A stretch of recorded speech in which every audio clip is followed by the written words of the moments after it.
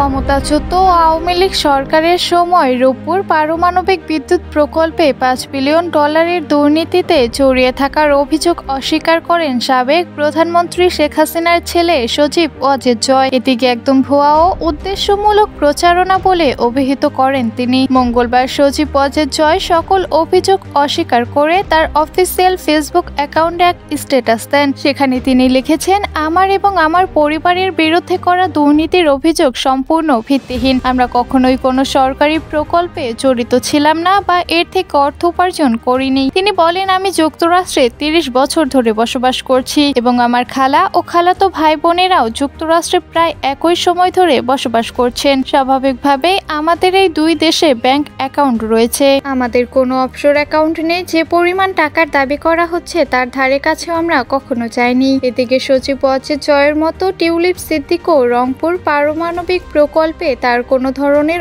অনিয়মের সম্পৃক্ততা থাকার অভিযোগ অস্বীকার করেছেন। লেবার পার্টির ট্রেজারি মিনিস্টার টিউলিপ সিদ্দিককে নির্দোষ বলে পূর্ণ সমর্থন দিয়েছেন যুক্তরাষ্ট্রের প্রধানমন্ত্রী কিয়ার স্টারমার। 2015 সালে রাশিয়ার রাষ্ট্রায়ত্ত প্রতিষ্ঠান রোসাটমের সাথে 1200 মেগাওয়াট ক্ষমতা সম্পূর্ণ রূপপুরে দুটি পারমাণবিক বিদ্যুৎ কেন্দ্রের প্রকল্পের চুক্তি সই করে বাংলাদেশ। দুর্নীতি দমন কমিশনের অভিযোগ, সাবেক প্রধানমন্ত্রী শেখ হাসিনা ও তার পুত্র সজীব ওয়াজেদ জয় এবং ভাগ্নে ও ব্রিটিশ মন্ত্রী টিউলিপ সিদ্দিকের মাধ্যমে বিভিন্ন অফশোর অ্যাকাউন্টের মাধ্যমে এই প্রকল্প থেকে প্রায় $5 বিলিয়ন আর্থিক অনিয়ম ঘটেছে। গেল সোমবার এ নিয়ে তাদের বিরুদ্ধে তদন্ত শুরু হয়েছে বলে জানিয়েছে সংস্থাটি।